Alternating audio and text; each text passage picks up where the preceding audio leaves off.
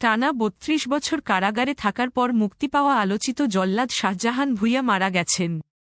আজ সোমবার রাজধানীর একটি হাসপাতালে তিনি মারা যান। তার বয়স হয়েছিল ৭৪ বছর। জল্লাদ শাহজাহানের বোন ফিরোজা বেগম মৃত্যুর বিষয়টি নিশ্চিত করেছেন। রবিবার রাতে তার বুকে ব্যথা শুরু হলে হাসপাতালে ভর্তি করা হয়। সেখানেই তিনি মারা যান। দীর্ঘ ৩১ বছর ৬ মাস ২ দিন কারাভোগের পর ২০২৩ সালের ১৮ জুন দুপুরে কারাগার থেকে মুক্তি পান শাহজাহান। ডাকাতি করতে গিয়ে হত্যা ও অস্ত্র আইনের ২ মামলায় তার ৪২ বছরের কারাদণ্ড হয়েছিল। কিন্তু কারাগারে জল্লাদের কাজ, সুশৃঙ্খল জীবনযাপন আর ভালো কাজের পুরস্কার হিসেবে তিনি ১০ বছর ৫ মাস ২৮ দিন সাজা মওকুফ পান। ওই ২ মামলায় তার ৫,০০০ টাকা করে মোট ১০,০০০ টাকা জরিমানা হয়। মুক্তির সময় কারা কর্তৃপক্ষ তা পরিশোধ করে দেয়।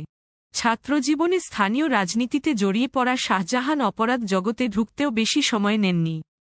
ডাকাতি ও খুনের মতো ভয়ঙ্কর সব অপরাধ করার পর ১৯৯১ সালের ১৭ ডিসেম্বর তিনি প্রথম গ্রেপ্তার হয়ে মানিকগঞ্জ জেলা কারাগারে যান।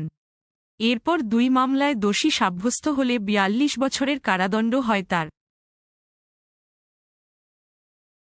জীবনের সোনালি সময়গুলো কারাগারেই কাটাতে হবে এমন ভাবনা থেকে শাহজাহান চিন্তা করলেন।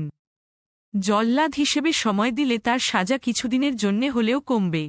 তাই নিজেকে অন্যভাবে প্রস্তুত করার জন্য জেল সুপারের কাছে গিয়ে জল্লাদের খাতায় নাম লেখানোর আগ্রহ প্রকাশ করেন। এই কাজে শাহজাহানের যোগ্যতা দেখে ৮ বছর পর কারা কর্তৃপক্ষ তাকে প্রধান জল্লাদের স্বীকৃতি দেয়। ফাঁসির রায় কার্যকর করলে জল্লাদের ২ মাস ৪ দিন করে কারাদণ্ড মওকুফ হয়।